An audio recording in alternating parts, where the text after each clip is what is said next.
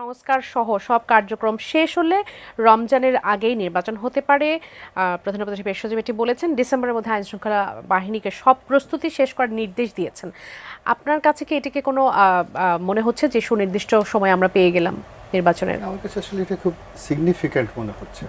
এই জিনিসটি একেবারে প্রয়োজনই ছিল না, আননেসেসারি, এটা দরকার। তো এরকম একটা জিনিস তারা করেছে।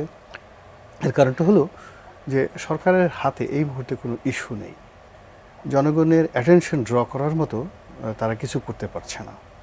আবার অন্যদিকে দেশের ভিতরে এবং বাইরে একটার পর একটা এমন সব অনভিপ্রেত ঘটনাগুলো ঘটছে, এটাকে আনএক্সপেক্টেড বলতে পারেন, অপ্রত্যাশিত, বিরক্তিকর, অ্যাবনক্সিয়াস, দুর্গন্ধযুক্ত অসংখ্য ঘটনা টেকনাফ থেকে তেঁতুলিয়া পর্যন্ত ঘটছে।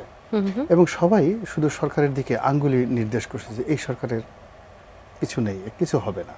ডক্টর মোহাম্মদ ইউনূসের অধীনে বিশ্ব কাঁপানো একটা দৃষ্টান্তমূলক যে নির্বাচন হবে, সেই নির্বাচন দেখার জন্য আকাশের তারকাগুলো পৃথিবীর কাছাকাছি চলে আসবে।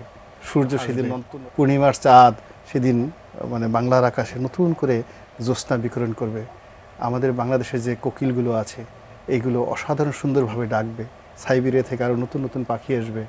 তো এই যে উৎসাহ উদ্দীপনা তারা যেভাবে এটাকে ড্রামাটিক, যেটাকে নাটকীয় করতে চাচ্ছে, জনগণের মন মানসিকতা আসলে এই নাটকে রেসপন্ড করার মতো, ফুর্তি করার মতো অবস্থা নেই। তারা খুবই রিয়েলিস্টিক হয়ে গেছে। 15 বছর ধরে শেখ হাসিনার জমানাতে যা কিছু ঘটেছে তার নিয়তিতেই কিন্তু তার পতন হয়েছে। এখানে কোনো অলৌকিক কিছু নেই।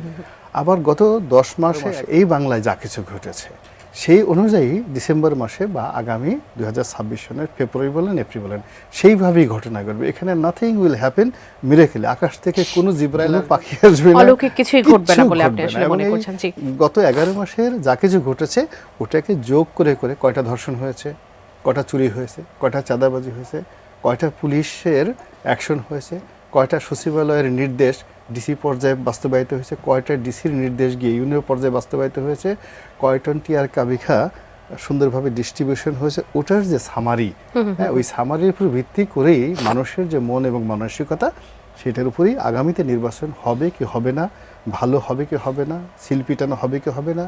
বাংলাদেশে একটা নতুন 2024 সনের নিউ ডিজিটাল স্টার্লিং ভার্সন নির্বাচন হবে, নাকি একেবারে অসাধারণ একটা নির্বাচন হবে, যে নির্বাচন আমরা দেখে এক বছর শুধু আনন্দে গড়াগড়ি করব, যে আমাদের দেশে এমন একটা রত্ন হয়েছিল, যে রত্ন আল্লাহ রাব্বুল আলামিন আমাদেরকে ডক্টর মোহাম্মদ ইউনূসকে পাঠিয়েছেন এই সময়টা। আহা, এই 53 বছর এই রাজনীতিবিদরা, এই বদমাইশরা কী করেছে এই বাংলাদেশে, এই রত্ন যদি আরও 53 বছর আগে আমাদের দেশে আসতো তাহলে না জানি কিছু একটা হতো, হয়তো এক বছর আমরা আনন্দে উদ্বুদ্ধ